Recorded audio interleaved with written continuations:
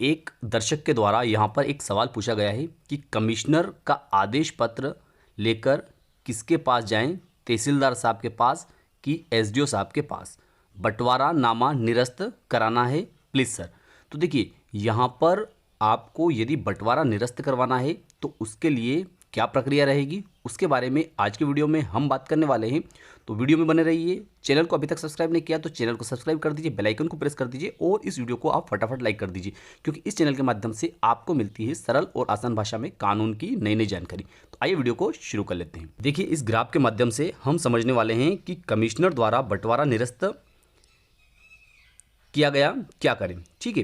तो यहाँ पर देखिए बंटवारे की जो प्रक्रिया रहती है सबसे पहले हम उसे समझेंगे और कौन लोग बंटवारे को निरस्त कर सकते हैं और यदि निरस्त कर दिया गया है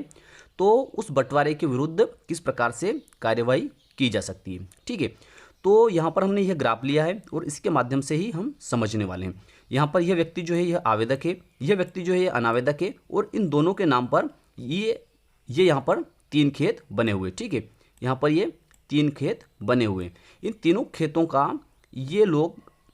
आपस में विभाजन चाहते हैं या यह विभाजन नहीं चाहता है। जो अनावेदक है यह विभाजन नहीं चाहता है और आवेदक जो है यह विभाजन चाहता है। तो ऐसी स्थिति में यह आवेदक क्या कर सकता है। तो देखिए आवेदक को क्या करना होगा कि मध्य प्रदेश भू राजस्व संहिता की धारा 178 के तहत तहसीलदार महोदय के समक्ष आवेदन पत्र प्रस्तुत करना होगा। किसके समक्ष? तहसीलदार महोदय के समक्ष आवेदन पत्र प्रस्तुत करना होगा। अब आवेदन पत्र जो प्रस्तुत करेगा आवेदक जब तहसीलदार महोदय के समक्ष आवेदन पत्र प्रस्तुत करेगा तो इसको क्या क्या दस्तावेज साथ में लगाने चाहिए। आप इस बारे में विस्तृत जानकारी प्राप्त करना चाहते हैं कि किस प्रकार से आवेदन पत्र तैयार होता है और कौन कौन से दस्तावेज साथ में लगाए जाने जरूरी है, तो वीडियो को अंत तक देखिएगा, क्योंकि वीडियो में मैं आपको बताऊंगा कि आप किस प्रकार से आवेदन पत्र तैयार कर सकते हैं। यहाँ पर आपको एक लिंक दिखेगी जिसके माध्यम से आप जो है आवेदन पत्र तैयार करना भी सीख सकते हैं। ठीक है, तो अब हम समझ लेते हैं कि जैसे आवेदक जो है यह तहसीलदार महोदय के समक्ष मध्य प्रदेश भू राजस्व संहिता की धारा 178 के तहत आवेदन पत्र प्रस्तुत करता है तो तहसीलदार महोदय के द्वारा एक सूचना पत्र अनावेदक को भी जारी किया जाता है। अर्थात इस जमीन पर जिन जिन लोगों के नाम है इस आवेदक के साथ में उन सभी लोगों को भी सूचना पत्र जारी किया जाता है और एक विज्ञप्ति जारी की जाती है कि इन कृषकों के अतिरिक्त आवेदक और अनावेदक के अतिरिक्त अन्य लोग यदि कोई आपत्ति करना चाहते हैं तो वे भी विज्ञप्ति के बाद में आपत्ति कर सकते हैं। ठीक है, अब तहसीलदार महोदय के समक्ष आवेदन पत्र प्रस्तुत हुआ, अनावेदक को सूचना पत्र जारी हो गया, उसके बाद में जो है विज्ञप्ति जारी हो गई। इसके बाद में तहसीलदार महोदय के समक्ष यदि किसी प्रकार की कोई आपत्ति आती है, ठीक है, अनावेदक जो है यह आपत्ति प्रस्तुत करता है तो तहसीलदार महोदय जो है यह क्या करेंगे कि आपत्ति को सुनेंगे। यदि आपत्ति में बताई गई बातें यदि सत्य प्रमाणित होती है और तहसीलदार महोदय को लगता है कि आवेदक के द्वारा जो आवेदन पत्र प्रस्तुत किया है उसके अनुसार बंटवारा नहीं किया जा सकता है और आवेदक चाहता है कि इसी अनुरूप बंटवारा होना चाहिए, तो ऐसी स्थिति में आपत्ति का निराकरण करते समय तहसीलदार महोदय जो है इस अनावेदक की आपत्ति को स्वीकार कर सकते हैं और आवेदक का आवेदन पत्र जो 178 भू राजस्व संहिता का प्रस्तुत किया था उसे निरस्त कर सकते हैं। ठीक है, अब जैसे मान लिया जाए कि आवेदक का आवेदन पत्र जो है तहसीलदार महोदय ने निरस्त कर दिया, तो अब ऐसी स्थिति में आवेदक के पास में क्या उपचार बचेगा कि यह अपना बंटवारा कैसे करवा सकता है। ठीक है, तो आवेदक को क्या करना होगा कि मध्य प्रदेश भू राजस्व संहिता की धारा 44 की उपधारा 1 के तहत प्रथम अपील जो है वह उपखंड अधिकारी महोदय के समक्ष प्रस्तुत करनी होगी, जिसे कि एसडीओ महोदय भी कहा जाता है। तो आवेदक जो है यह तहसीलदार महोदय के आदेश से असंतुष्ट है। ऐसी स्थिति में यह क्या करेगा कि उपखंड अधिकारी महोदय के समक्ष अपील प्रस्तुत करेगा। अब फिर वापस से यहाँ पर यही प्रक्रिया होगी कि उपखंड अधिकारी महोदय के द्वारा जो लोग अनावेदक हैं अर्थात इस जमीन में अपना हित रखते हैं, जिनका नाम इस जमीन पर दर्ज है, उन लोगों को उपखंड अधिकारी महोदय के द्वारा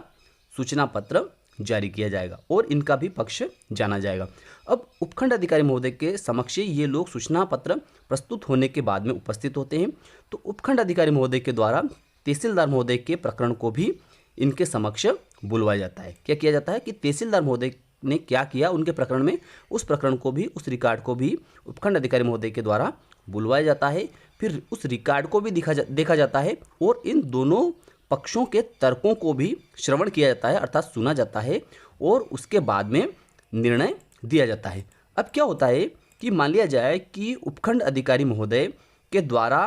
तहसीलदार महोदय का जो आदेश था, अर्थात आवेदक का जो आवेदन पत्र निरस्त करने का जो आदेश तहसीलदार महोदय ने दिया था, इस आदेश को अगर उपखंड अधिकारी महोदय निरस्त कर देते हैं, क्या करते हैं, इनके आदेश को निरस्त कर देते हैं और आवेदक की जो अपील थी उसको स्वीकार कर लेते हैं। क्या करते हैं कि आवेदक ने जो बोला था कि मेरा बंटवारा इस अनुसार किया जाए, तो उस बात को मान्य कर लेते हैं। तो ऐसी स्थिति में तहसीलदार महोदय का जो आदेश है वह निरस्त हो जाएगा। ठीक है, तो वह आदेश जब निरस्त हो जाएगा तो उपखंड अधिकारी महोदय अपने आदेश में इस प्रकार के निर्देश भी दे सकते हैं कि तहसीलदार महोदय को इस प्रकार से आवेदक का और अनावेदक का जो है विभाजन करना है, उनकी ज़मीन का विभाजन करना है। तो उसके बाद में आवेदक जो है यह इस आदेश को लेकर तहसीलदार महोदय के समक्ष उपस्थित होगा और उपखंड अधिकारी महोदय के आदेशानुसार अपने खाते का विभाजन करवा सकता है। लेकिन यदि इस आदेश से अनावेदक जो है यह असंतुष्ट है, क्या है, यह असंतुष्ट है और यह चाहता है कि उपखंड अधिकारी महोदय ने जो है गलत आदेश दिया है, कहता है, ये कहता है कि उपखंड अधिकारी महोदय ने गलत आदेश दिया है, तो यह बात यह उपखंड अधिकारी महोदय को नहीं कह सकता है। इसके लिए इसको क्या करना पड़ेगा कि इसको द्वितीय अपील मध्य प्रदेश भू राजस्व संहिता की धारा 44 की उपधारा 2 के तहत कमिश्नर महोदय के समक्ष प्रस्तुत करनी होगी। क्या करना होगा, इस अनावेदक को मध्य प्रदेश भू राजस्व संहिता की धारा 44 की उपधारा 2 के तहत द्वितीय अपील जो है वह कमिश्नर महोदय के समक्ष प्रस्तुत करनी होगी और वहाँ पर यह कहना होगा कि तहसीलदार महोदय के द्वारा जो आदेश पारित किया था वह सही पारित किया गया था और उपखंड अधिकारी महोदय के द्वारा जो आदेश पारित किया गया है वह आदेश गलत पारित किया गया है। इसलिए तहसीलदार महोदय के आदेश को यथावत रखा जाए और उपखंड अधिकारी महोदय के द्वारा जो आदेश पारित किया है उसे निरस्त किया जाए। तो ऐसी स्थिति में कमिश्नर महोदय जो है ये क्या करेंगे कि वापस से इस आवेदक को सूचना पत्र जारी करेंगे। क्या करेंगे, आवेदक को सूचना पत्र जारी करेंगे, क्योंकि इस अपील में जो ये आवेदक जो है यह रिस्पॉन्डेंट हो जाएगा और यह अपीलांट हो जाएगा। तो जब इस आवेदक को और इसके अतिरिक्त जो इस ज़मीन में अन्य खातेदार हैं उन सभी को सूचना पत्र जारी किया जाएगा, तो ऐसी स्थिति में ये लोग कमिश्नर महोदय के समक्ष उपस्थित होंगे और उपस्थित होने के बाद में कमिश्नर महोदय जो है ये उपखंड अधिकारी महोदय के रिकॉर्ड को भी अपने समक्ष बुलवाएंगे और तहसीलदार महोदय के रिकॉर्ड को भी अपने समक्ष बुलवाएंगे। अर्थात इनके समक्ष जो दोनों प्रकरण चले थे उन दोनों प्रकरणों को भी कमिश्नर महोदय अपने न्यायालय में बुलवाएंगे और उन दोनों प्रकरणों का अवलोकन करने के बाद में और आवेदक अनावेदक के तर्कों को सुनने के बाद में, अर्थात इनकी बातों को सुनने के बाद में फिर अपने समक्ष जो अनावेदक द्वारा जो द्वितीय अपील पेश की है उसमें निर्णय पारित करेंगे। यदि कमिश्नर महोदय के द्वारा उपखंड अधिकारी महोदय के आदेश को निरस्त कर दिया जाता है तो ऐसी स्थिति में यह माना जाएगा कि तहसीलदार महोदय का जो आदेश है वह सही है। इसके अतिरिक्त कमिश्नर महोदय जो है अपने आदेश में इस प्रकार का उल्लेख भी कर सकते हैं कि उपखंड अधिकारी महोदय का जो आदेश है वह आंशिक रूप से सही है या तहसीलदार महोदय का जो आदेश है वह आंशिक रूप से सही है, या फिर कमिश्नर महोदय यह भी कह सकते हैं कि उपखंड अधिकारी महोदय का जो आदेश है वह सरासर गलत है और तहसीलदार महोदय ने जो आवेदक का बंटवारा निरस्त करने का जो आदेश किया था वह सही है। तो ऐसी स्थिति में जो अनावेदक है इसको क्या करना पड़ेगा कि कमिश्नर महोदय के वहाँ से जो आदेश हुआ था, जो कमिश्नर महोदय ने जो आदेश दिया है उस आदेश की सर्टिफाइड कॉपी निकालकर तहसीलदार महोदय को समक्ष प्रस्तुत